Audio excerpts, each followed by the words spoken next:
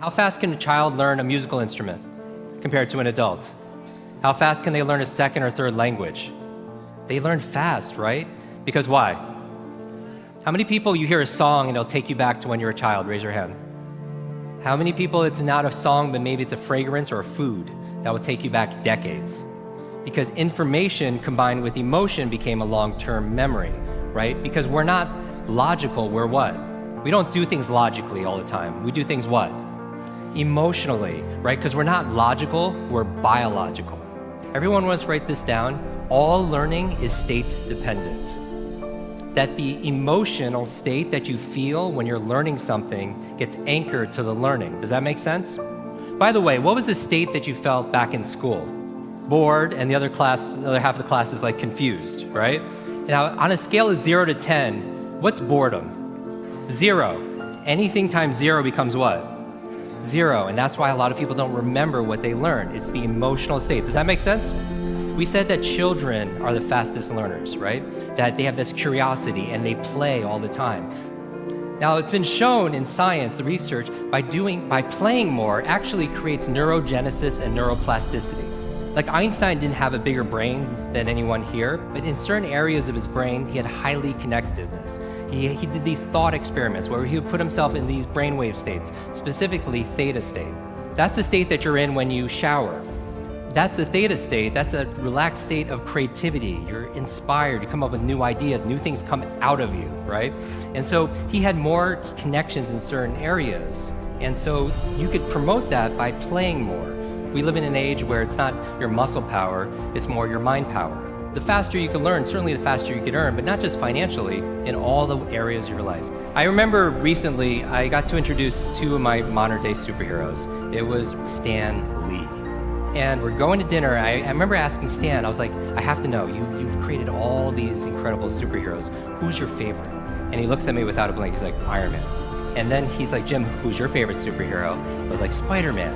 And without a pause, he says, with great power comes... The opposite is also true. With great responsibility comes great power.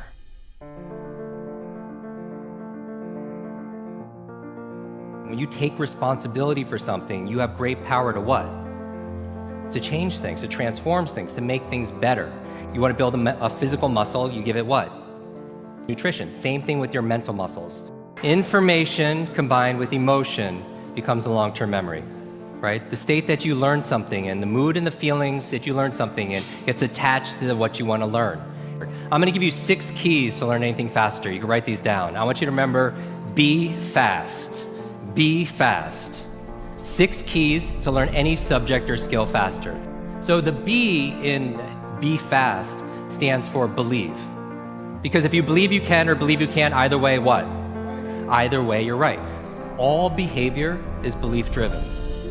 How many people here talking about memory? Because memory, forgetting is a state.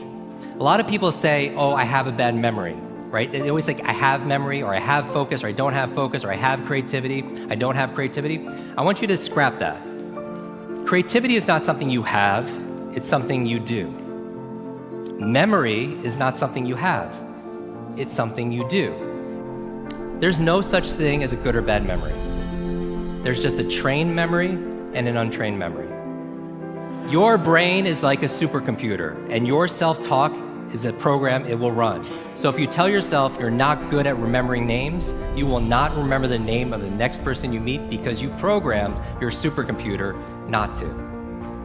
Your mind is always eavesdropping on your self-talk. And so the challenge here is this: too much information, too little time. The amount of information is doubling at dizzying speed, but how we learn it, how we remember it, has that changed at all? Your brain cycles through different brain waves. Beta is when you're most awake, delta is when you're asleep, theta is right above delta. That's the state of creativity we talked about. Like in between theta and beta, when you're most awake, is a state called alpha. Right? It's a state you go in when you meditate. State you go into when you do deep breathing. State you're also in when you watch television. Alpha state is a great state to learn in though. So how do you keep your brain active? So smart devices could be extremely convenient. I'll give you a third villain: digital dementia. This is the idea that we're outsourcing our brains to our smart devices. We're so reliant on our smartphones that our smartphones are making us stupid. It's convenient. I don't want to memorize 500 phone numbers, but we've lost the ability to memorize one. There is no learning without remembering. So B is believe. Believe you can, believe you can. Now the E, I'm gonna go through these really fast, is exercise. Exercise. And what I mean by this is I mean physical exercise. Because your brain, the primary function of your brain is to control your movement. As your body moves, your brain grooves. If you want to learn any subject or skill faster, the F is to forget. Forget. A lot of people don't learn faster because they feel like they know it already, right? So you want to forget about anything else than what you're learning here, temporarily. The A in FAST stands for active. You take notes, you ask questions, you participate in it. The S in FAST stands for state, that all learning is state dependent. All learning is state dependent. I never want to learn in a bored state, right? Most people, like when they read, they're in a bored state. People wonder why they don't remember what they read. So control your state. Finally, the T in FAST and B FAST stands for teach. You learn with the intention of teaching it to somebody else. If you had to teach this to somebody when you got back home, your team, your family, your friends, would you learn it differently, right? So you learn with the intention of teaching to somebody else. Because when you teach something, you get to learn it twice. Let me close with this. When I got home, there was a package waiting for me. I opened up. I don't know if you could put the slide on, please. I opened it up and there's this photograph. There's a photograph of me and the entire cast of X-Men.